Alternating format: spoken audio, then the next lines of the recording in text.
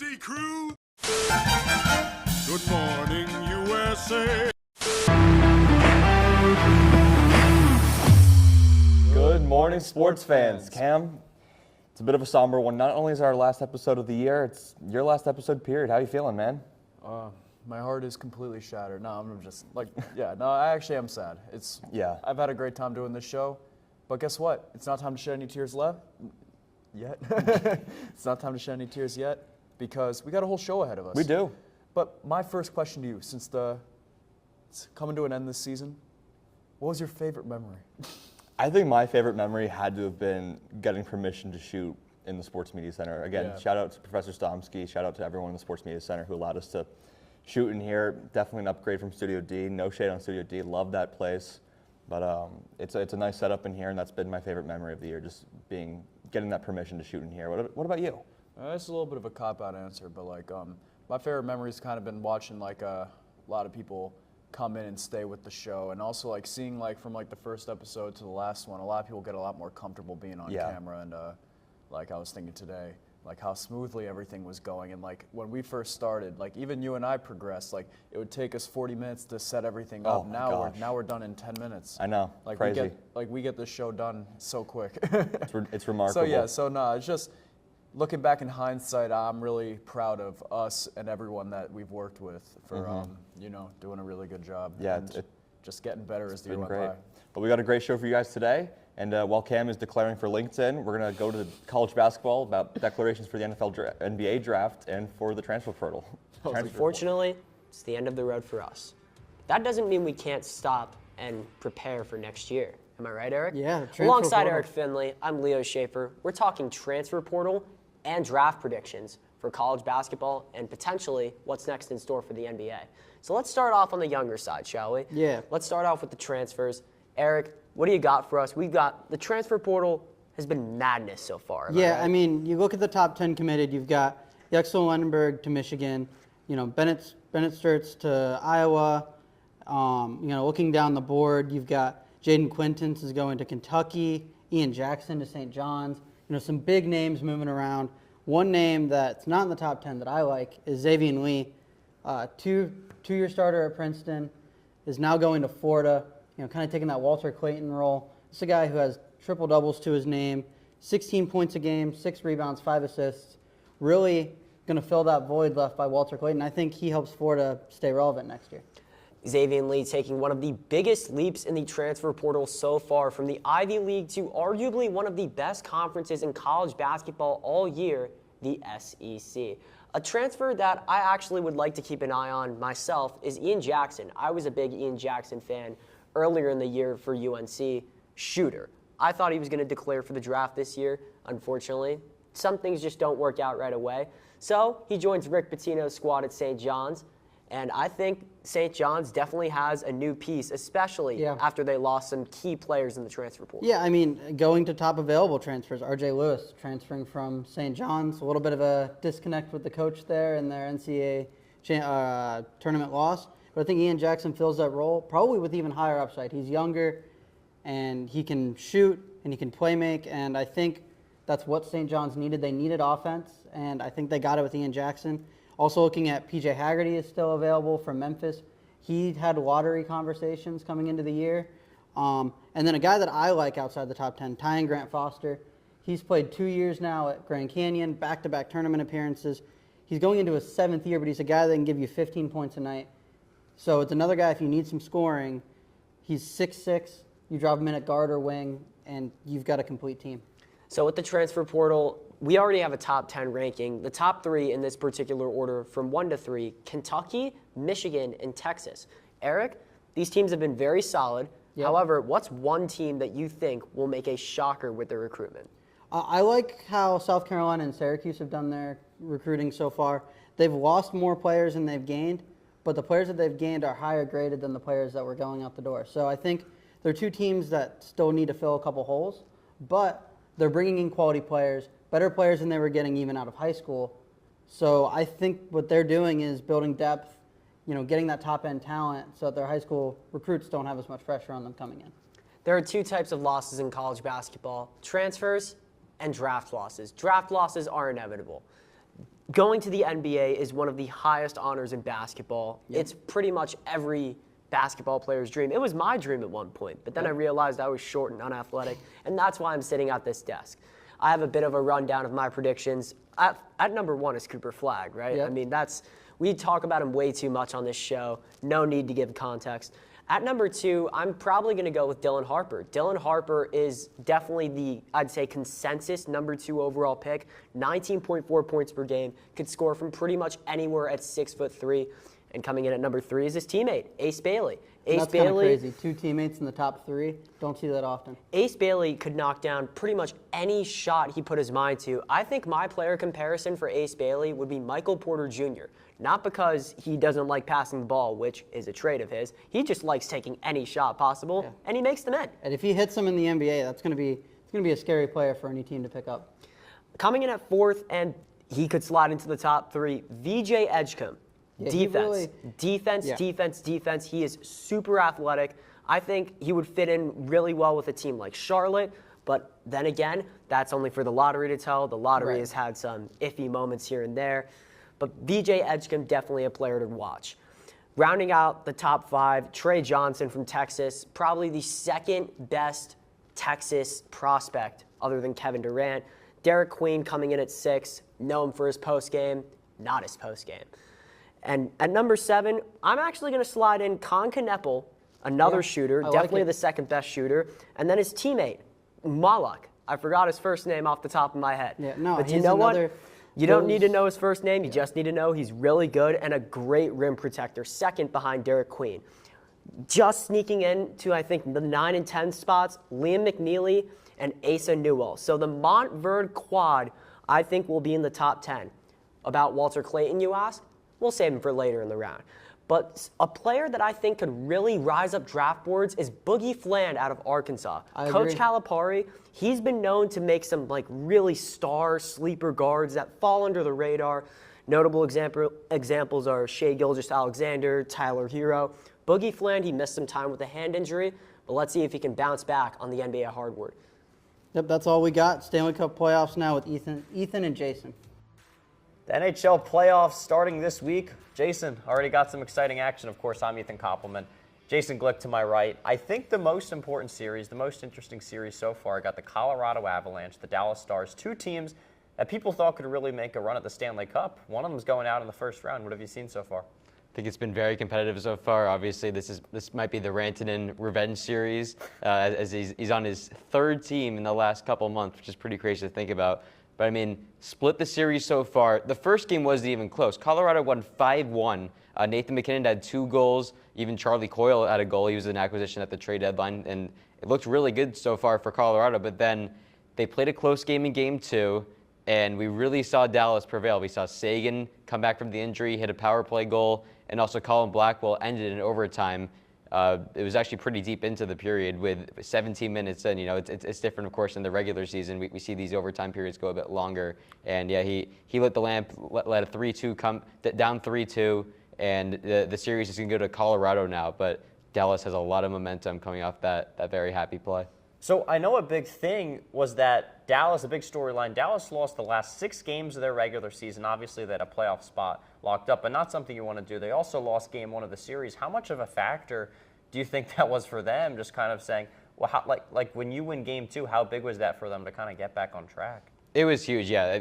It's not really ideal to rest guys for that long of amount of time. I know you obviously have the playoff spot secure, but you could probably even advance it just a little bit more if you play your guys, and also because other teams could potentially jump you. So that's one thing, and yeah, it ruins momentum. But like you said, getting game 2, it was a big, gritty win that they had to really fight to the end. Took them almost 78 minutes to do, and I think it's a big confidence booster. But Dallas, I mean, we saw it in game 1. I don't really trust them coming off. It's definitely a lot of rust. So, you're going back to Colorado for 2 games. I'm not sure they win any of these. I mean, maybe they do, but there's just not much momentum. That's interesting. So another series I feel like that's really big is you have the Edmonton Oilers, the Los Angeles Kings. Oilers were in the Stanley Cup Finals last year. They find themselves down 0-1 right now. What do you think about that? I think it's only one game. It's funny because the Oilers and the Kings have matched up in the first round for the last 4 years, yeah. and the Oilers have won every single time. So it's nothing different to me. I think that when I look at the Kings, I don't really see a Stanley Cup team or a team that could really advance that far. I think it was a high-scoring game, pretty poor goaltending on both sides. I mean, Stuart Skinner and Darcy Kemper, not great.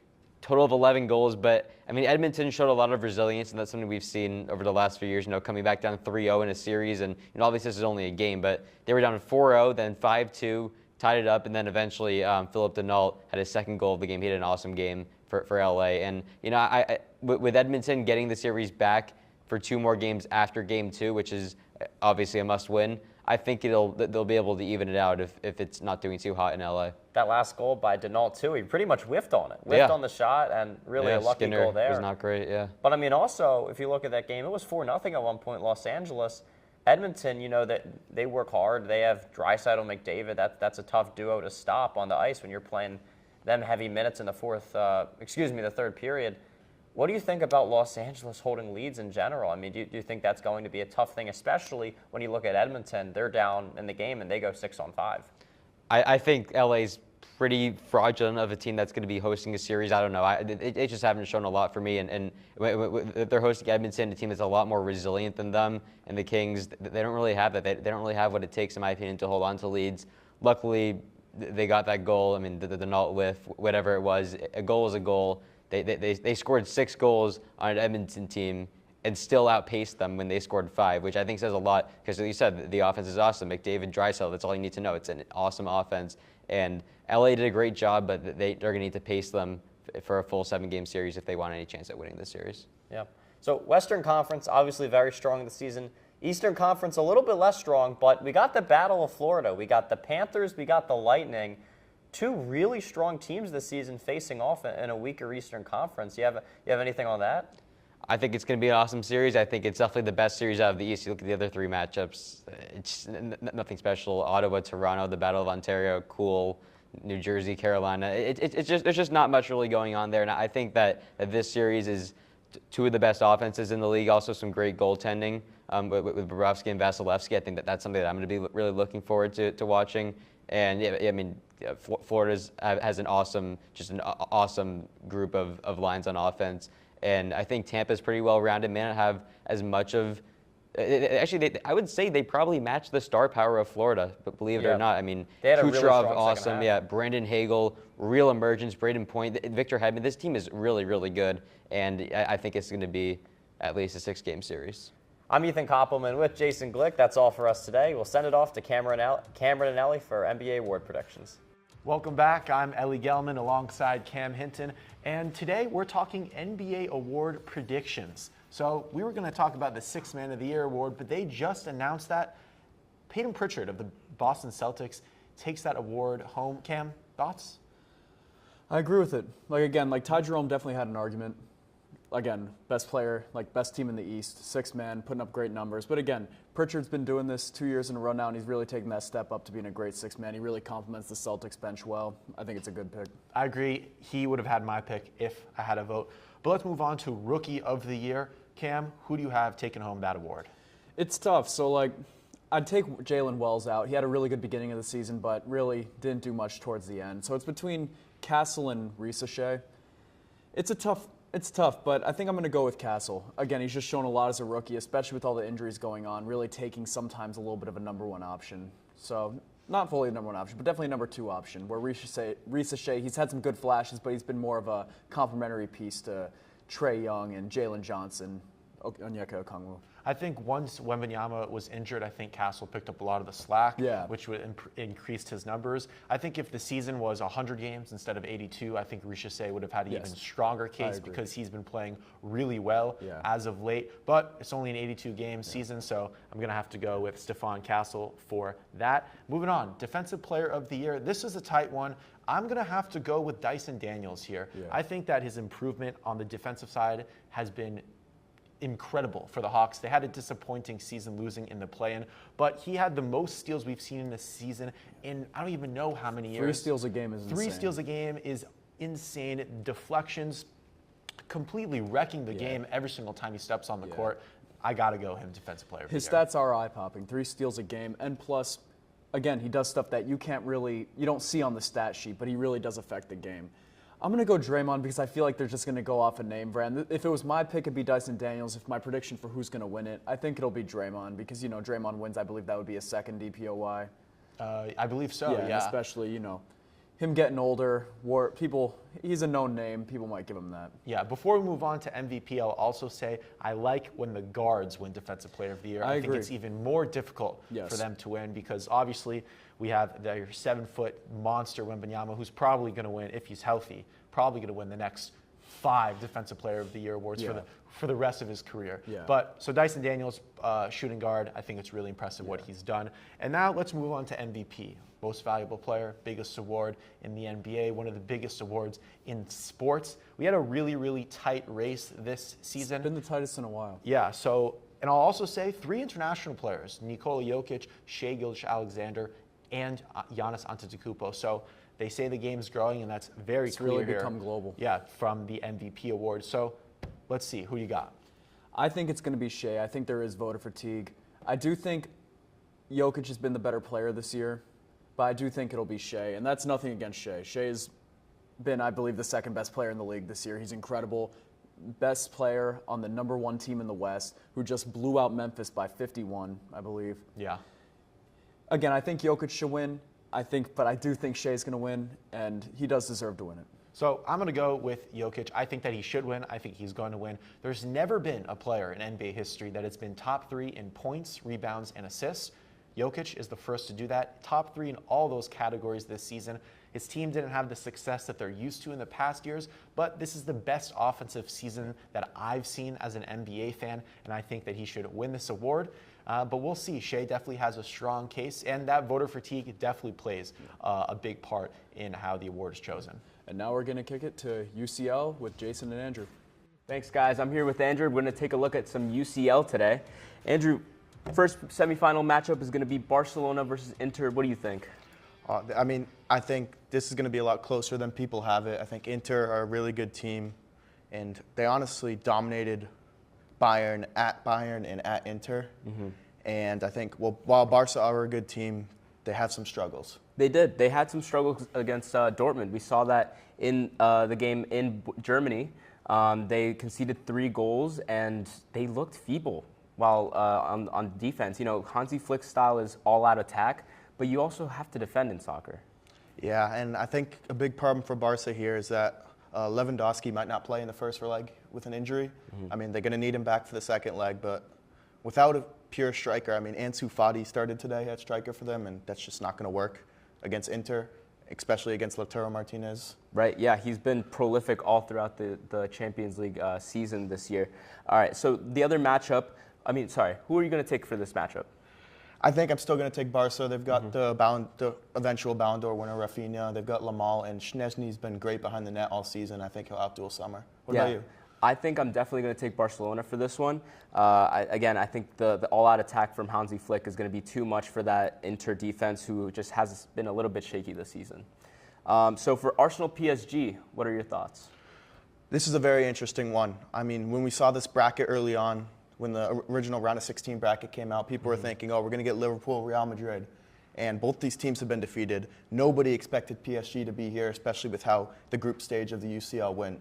But, just being able to buy out Kvaratskhelia and adding him to a stacked lineup and great performances from Doué really give him a big chance here. Yeah, these two were heartbreakers for us, knowing that you're an Aston Villa fan, I'm a Real Madrid fan. So the fact that these two teams are here is pretty insane. Nobody really expected them to get this far into the competition.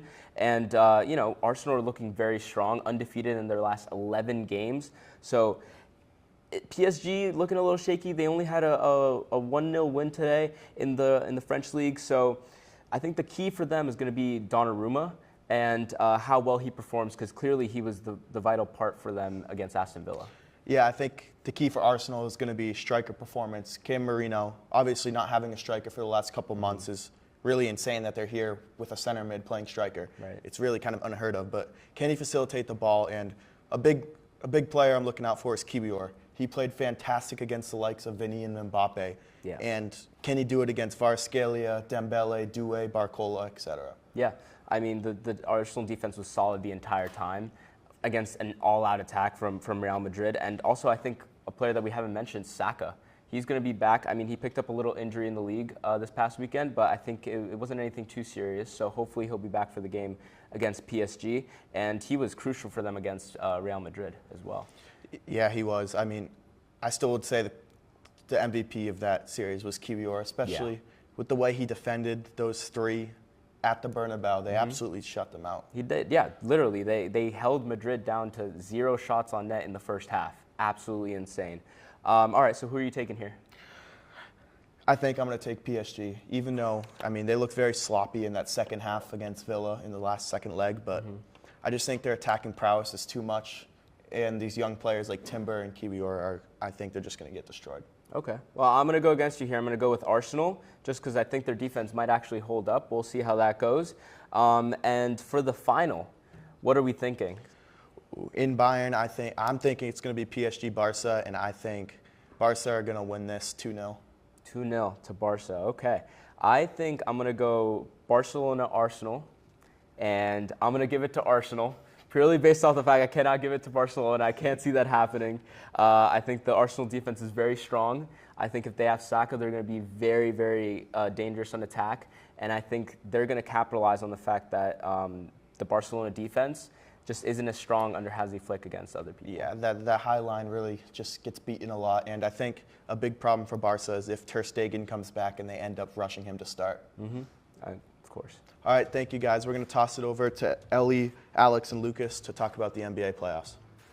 Thanks, guys. The NBA playoffs are underway, and we have some pretty interesting matchups during these playoffs. I'm Lucas Levy.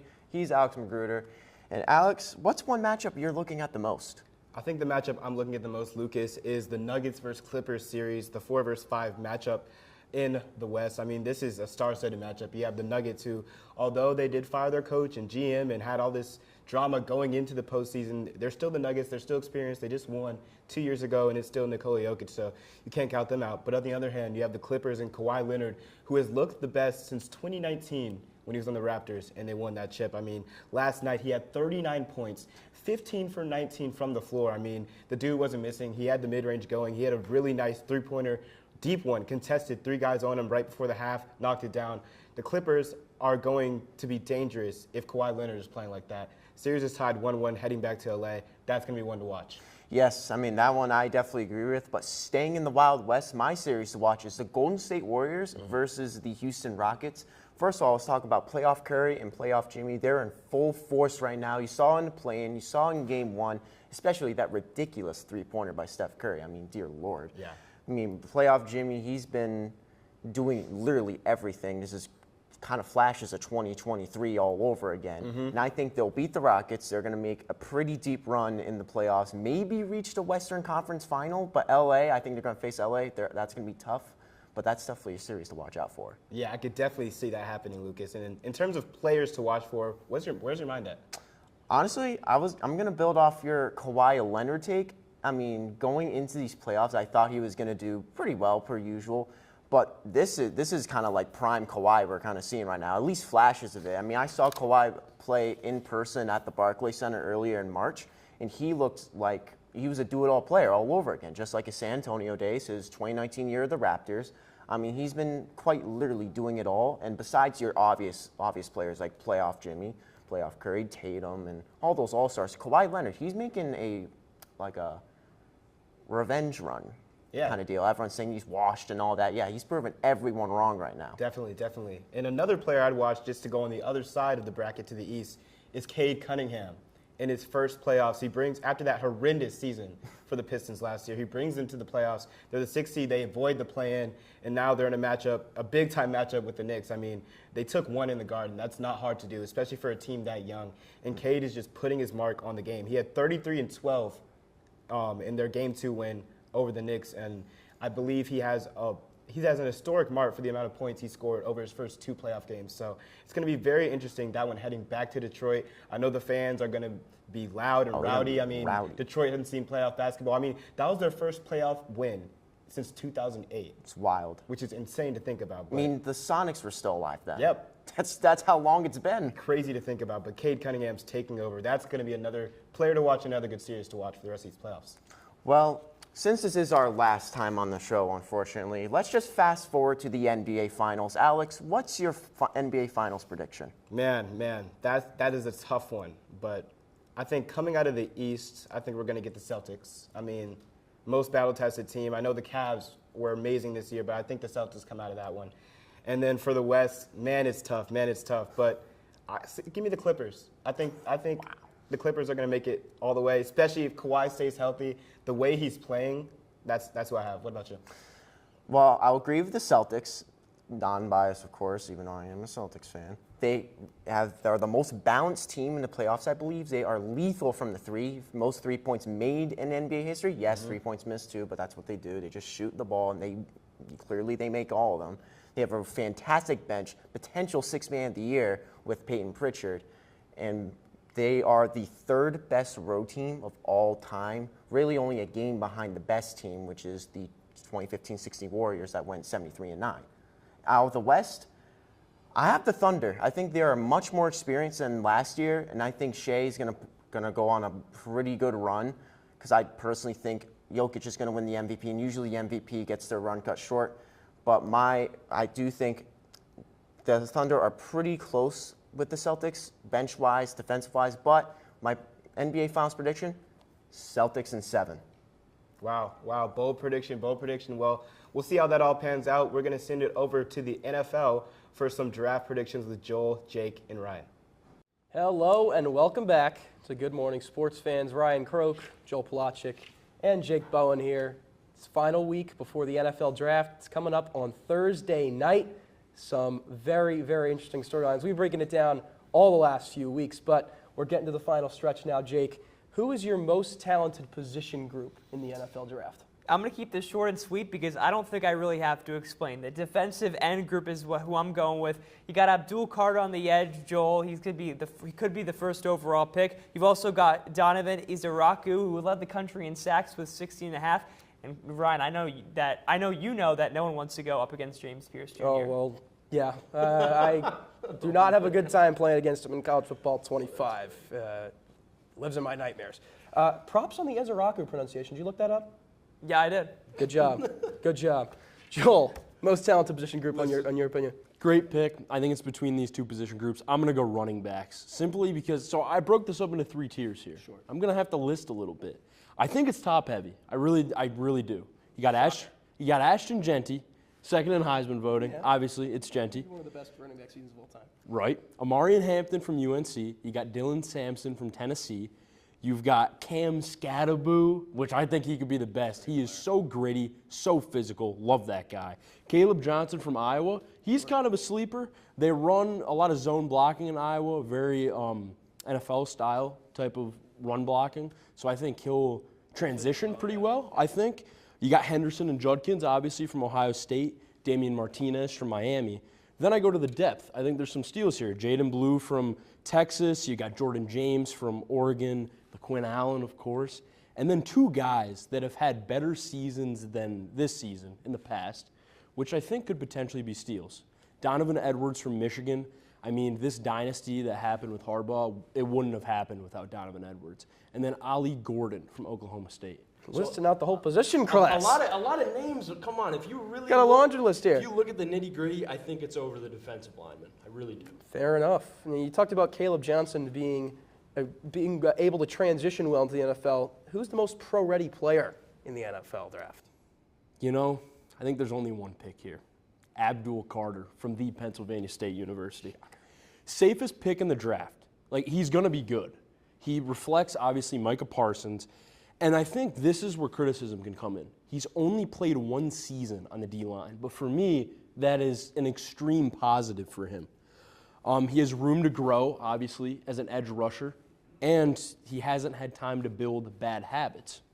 And this is one thing that I want to talk about, that transition. He actually spoke to former defensive coordinator Tom Allen and asked if he could go on the D-line. And I think that just speaks to not only his potential, but his character as well. Where do you think he gets picked?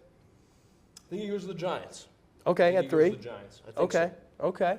Jake, what about you? Most pro-ready player?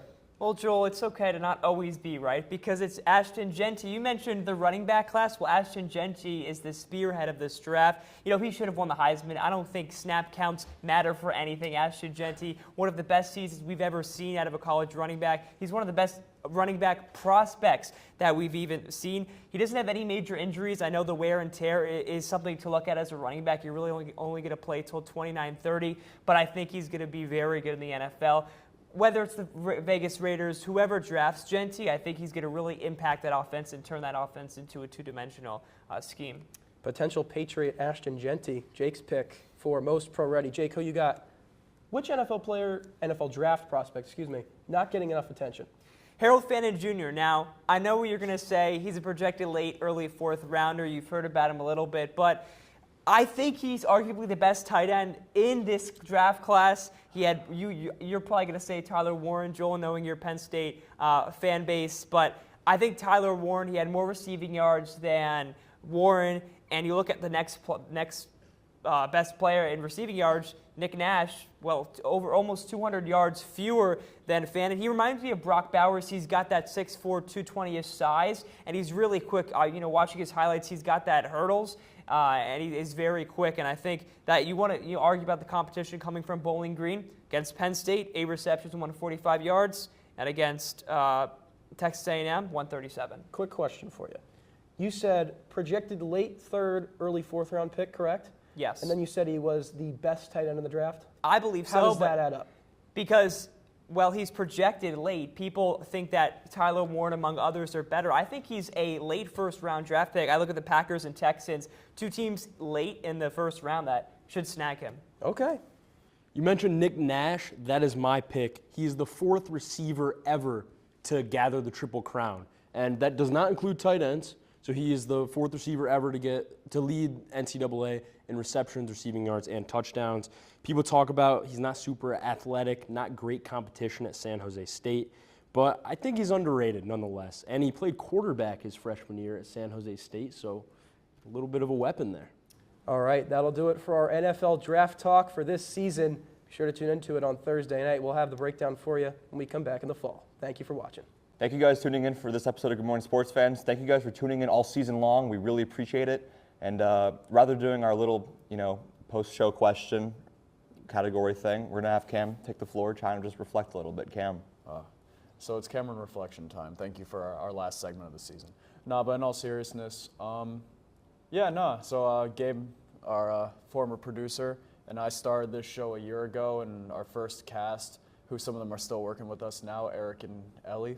It was only me, Gabe, and 4 or 5 other people. So, and we grew to in 1 year we had probably close to 30 different people who have done a segment on this show, which is a lot more than we had in our first year. And we've moved into this amazing studio. Got to work with Thomas this year. Got to meet so many new people. That's probably what I'm most happy about this show is I've gotten to meet so many people. So as you know, I'm not a Newhouse major at all. I go to Whitman. So I got to meet so many people that I never would have met if I hadn't done this. So yeah, thank you, Good Morning Sports Fans. And thank you guys for watching, and we'll see you next semester.